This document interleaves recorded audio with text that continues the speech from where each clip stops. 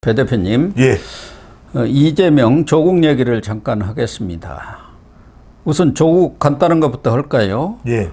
조국은 지난 4월 11일 날 상고심 대법원 재판부가 배당이 돼가지고 대법원 3부에 배당이 됐습니다. 예. 대법원 3부. 엄상필 대법관이 주심이고, 그리고 오석준, 이훈구, 노정희 이 세 사람이 대법관이 함께해서 이 소부는 네 명의 대법관으로 이루어지기 때문에 그렇습니다. 그 중에서 이제 엄상필 주심이 가장 큰 역할을 하지 않겠습니까? 근데 이 엄상필 대법관은 2021년 8월 서울 고법에서 정경심한테 4년을 중형을 내린 사람인데 당사자입니다. 예, 당사자죠. 그런데 여기서 이흉구 대법관은 조국하고 서울법대 동기동창 아닙니까? 그렇습니다.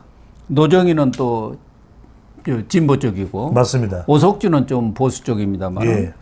어쨌든 지금 조국에 대해서도 최근에 대법원의 분위기로 보면은 조기에 결정이 날 거다. 그렇습니다. 빠르면 8월에도 나올 수 있다. 이런 얘기가 나오고 있습니다. 전망이 나옵니다. 그래서 대표 연임을 하더라도 말 그대로 한두 달이다. 뭐 이런 이야기가 나오는 이유가 여러분들이 아시겠습니다만은 대법원은 사실심이 아니라 법률심입니다. 네. 법률심. 그러니까 2심까지의 이 선고 내용이 법적으로 하자가 없는지를 심리하는 것이기 때문에 사실상 일각에서 이야기하는 무슨 부분 파기환송 그런 뭐 이야기를 하고 있는데 그건 뭐 거의 가능성이 없는 가능성이 이야기고요. 없고, 다만 이제 전원 합의체로 넘기면은 또 시간이 좀 끌릴 수가 있죠. 그렇습니다.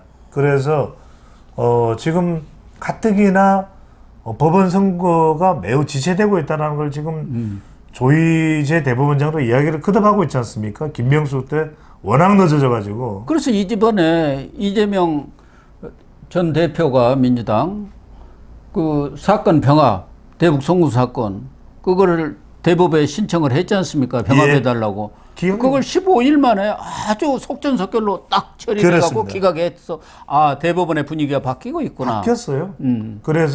그래서 조국도 좀 그렇죠. 빨리 나올 가능성이 있다. 맞습니다. 원래는 연말쯤 나오지 않나 했는데 지금 벌써 4개월이 지났어요. 4개월입니다. 네, 4개월. 8월 가면은. 또 하나 여러분들이 아셔야 될 건 뭐냐면 지금 민주당 쪽에서 조국의 이 바람은 그럴 수 있습니다. 조금 민주당 쪽에서도 같은 범민주연합이라서 도와줬으면 하는데 그런 정서가 전혀 없어요. 조국에 대해서는. 그래서 조국은 빠른 시간 내에 뭐 빠르면 8월일 테고 늦어도 올해 내에는 대법원 선고가 내려져서 2년간 옥고를 치르고 나와야 되는 상황이 되는 것이죠. 예. 그런데 조국도 이번에 또 전당대회 대표에 출마하면 뭐 조국도 마찬가지로 대표가 되는 거 아닙니까? 대표죠. 깜방에 가서 대표를 합니까? 못하죠. 그래서 이번에 어떻게 되냐면 아니 뭐 기업 회장들도 깜방에 가서 회장하면서 다 보고받고 결제하잖아요. 변호사 통해서. 이른바 우리가 그걸 옥중 정치라고 이야기를 하는데 옥중 정치할 가능성이 높죠. 왜냐면 당 이름 자체가 조국혁신당이잖아요. 뭐, 네. 이 말하자면 조국이 다 이 국회의원 시켜준 사람이나 다름없는 거죠. 조국 빠지면 파스 없는 찐빵이죠. 그래서 이번에 전당대회 때 지금 최고위원을 2명을 뽑는데 3명이 후보로 나왔어요. 그래서 지금 여러분들 이번 이 조국혁신당 전당대회도 재미가 있습니다. 왜냐하면 첫 번째로는 뭐냐.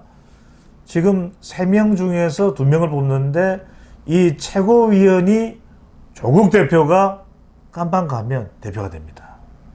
지금 누가 나와 있습니까? 지금 뭐 정도상 뭐 이런 사람들이 나와 있는데 이 사람들이 이제 이른바 섭정이 되겠죠. 수렴 청정이 되겠죠. 그렇게 되는 게 하나가. 깜방 창살이 있으니까 수렴 성격 맞네요. 그렇죠. 두 번째로는 중요한 게 뭐냐면 이번에 최고위원 후보 나온 사람들이 다들 지역위원장이에요. 전남, 전북. 그 말씀은 뭐냐면 자 조국은 깜방 간다. 지금 민주당이 뭐 조국 가서는 안 된다 이런 이야기 하는 사람이 있습니까? 아무도 없어요. 없죠. 그 이야기는 뭐냐면 빨리 들어가라고. 지금 이재명 방탄하게 모든 정신이 여기에 다 집중이 되어 있습니다. 그러면 뭐냐? 결국 2026년에 지방선거는 살림을 나눌 수밖에 없다. 그렇네. 결국 이번 전당대회 선거 보시면 전남도당위원장인데 후보 안 낼 겁니까? 이 사람들이 당연히 도지사 내고 도당위원장인데 당연히 내죠. 시도 단체장 다 내고 당연히 도의원, 내죠. 시의원, 군의원 다 내야죠. 당연히 내죠. 이걸 보시면은 알 텐데, 그러니까 지금 벌써부터 종부세에 대해서 약간 우클릭을 하려고 하는 거예요. 그래서 이재명은 종합부동산세나 우클릭 하려고 하니까 이랬죠. 조국은 그러면 지방 다 주고 하고 나서는 거 아닙니까? 이게 치아브라마 이런 상황. 그러니까 총선 때 치아브라마가 윤석열 대통령과 정부를 향한 거면 최근에는 조국 전 대표가 곧 이제 대표가 되겠네요.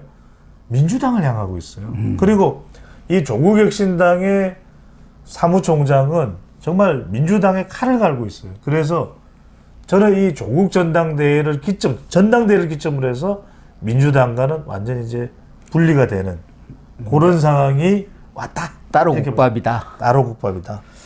이재명의 경우도 중앙일보가 단독 보도를 했던데 지난번 김성태 전 쌍방울그룹 회장의 이 선고는 내려졌습니다. 3년 그렇죠. 6개월. 네네. 그런데 이제 그 판결문을 단독으로 중앙일보가 입수를 했는데 기대원에 나왔던 내용과는 크게 다른 것은 없는데 다시 어떻게 보면 확인 사살이랄까 부관 참시를 한 게 그 이재명이 방북과 김성태의 300만 불 대납 사이에는 연관성이 있다는 것을 그렇죠.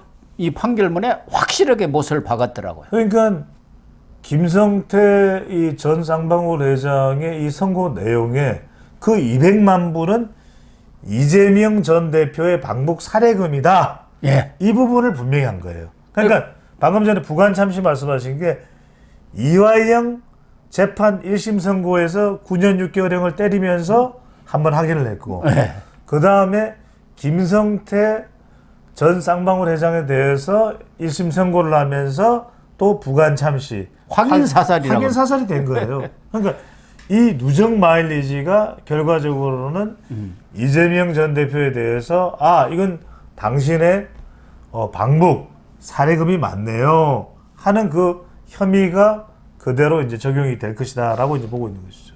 원래 300만 불을 이재명 방북 비용으로 대납을 했는데 그중에 200만 불은 북한 아태이 송명철 부실장을 통해서 조선노동당으로 들어갔다. 그렇죠. 그런 영수증이 있어요. 영수증이. 그렇죠. 그런데 100만 불은 그 공작원 리호남한테 주었어요. 70만 불, 30만 불. 그거는 리호남이가 그 상부에 상납하는 용어로 꿀꺽용이죠. 꿀꺽용으로. 그러니까 그것은 여기 죄에다는 포함을 안 시켰더라. 안 한 겁니다. 예. 그러니까 이거는 왜냐하면 중간에서 이른바 슈킹한 거는 원래 우리도 뺍니다. 그래서 정확하게 전달된 금액이 뇌물 관련된 그게 되는 것이죠. 결국은 이제 이 내용 중에서 가장 핵심은 이 김성태 판결문에서는 그 부분을 명확하니 입장 표명을 하지는 않았죠. 과연 이재명이가 보고를 받았느냐 안 받았느냐. 그렇죠. 예. 이 부분은 김성태 판결 선고하고는 무관하기 때문에 거기서 판단을 안 했지만 전체적으로 내용을 보면은 보고를 받았다고 보는 것이 합리적인 추측 아니겠느냐, 평가가 아니겠느냐. 우선 부지사가 아니 지사의 방북을 논의하고 돈을 300만 불을 주는데 거액을 주는데 지사하고 아무런 상의가 없었다. 이건 상식적으로 합리적으로 맞지가 않은 데다가 맞습니다. 잘 아는 대로 그 선양에서도 이 김성태가 이화영이 통해 갖고 이재명하고 감사합니다. 열심히 하겠습니다. 그 전화한 거 있고 또 필리핀 마닐라에서도 통화를 했잖아요. 그렇죠. 거기다가 핵심적인 것은 이화영의 그 진술 내용에 대해서 임의성이 인정된다. 임의성은 여러분들 자발성입니다. 자발성. 강요가 아니라 그 자발성을 이 검찰 수사의 내용으로 자발성을 얘기하는 건 재판부에서 잘 아셔야 됩니다. 여러분들. 법원에서 임의성을 인정을 한 겁니다. 그리고 판결문에는 2019년 12월 13일 경기도 내부 문건에는 경기지사의 방북 초청과 관련해서 이미 세 차례 요청이 있었음을 북한 측이 잘 알고 있으며 그 필요에 대해 북한의 중앙에서 적극 검토하겠다고 한다. 그런 내용이 공문에 자기들 내부 문서에. 공식 문서예요. 아, 그러면은 이재명한테 보고도 안 하고 자기들끼리 만들어가지고 그렇게 문서를 그거는 보관하고 있었겠습니까? 공문서 조작이죠. 더군다나 경기도에서 공문서 위조죠. 경기도 이재명 대표를 비롯해서 경제 사절단, 고찰단이라고 그랬죠. 예, 고찰단. 이걸 초청해달라고 4번인가 5번 공문을 보냈지 않습니까? 맞습니다. 이재명의 직인했고. 도장시켰어요. 근데 이재명은 그거 이화영이가 몰랐다. 나 몰래 갔다가 찍어버렸다. 그 얘기 아닙니까? 아니 그러니까 여러분들 생각해보세요. 그러면은 부지사가 무슨 짓거리를 하고 다니는지 그것을 감찰하고 관리할 가장 직접적인 책임은 누구한테 있는 겁니까? 지사한테 있는 것이고, 그러면은 그렇게 시키지도 않은 일을 막 한 사람을 킨텍스 사장으로 보냅니까? 그러면은 이재명이가 완전 바보라는 얘기죠. 그냥 허수아비로 도지사 생활을 하고 실질적인 도지사는 이화영이가 했다. 그게 말이 됩니까? 이재명이가 어떤 사람입니까? 자기 성남시장 시절에 100만 원 이 쓰는 것만 해도 자기가 다 결제하고 다 체크했다고 했던 사람 아닙니까? 그리고 지금 하는 이재명의 행태가 그 밑에 사람들이 자기 멋대로 하도록 그렇게 놔둘 사람입니까? 그렇죠. 그랬으면 벌써 쫓아내버리고 아웃시켰죠. 그리고 법원에 있는 판사들이 그걸 혼자 사는 것도 아닙니다. 다 내용을 봅니다. 그 내용을 모두 망라해서 다 변호인도 있고 그런 법률 대리인들 간에 그런 재판 과정을 통해서 1심 선고가 나온 거 아닙니까? 예. 결심을 하고 그 다음에 1심 선고가 나온 결과가 이화영 전 부지사에 대해서 임의성 이 방북 살해금에 대한 발언이 진술이 자발성이 있다 이런 이야기입니다.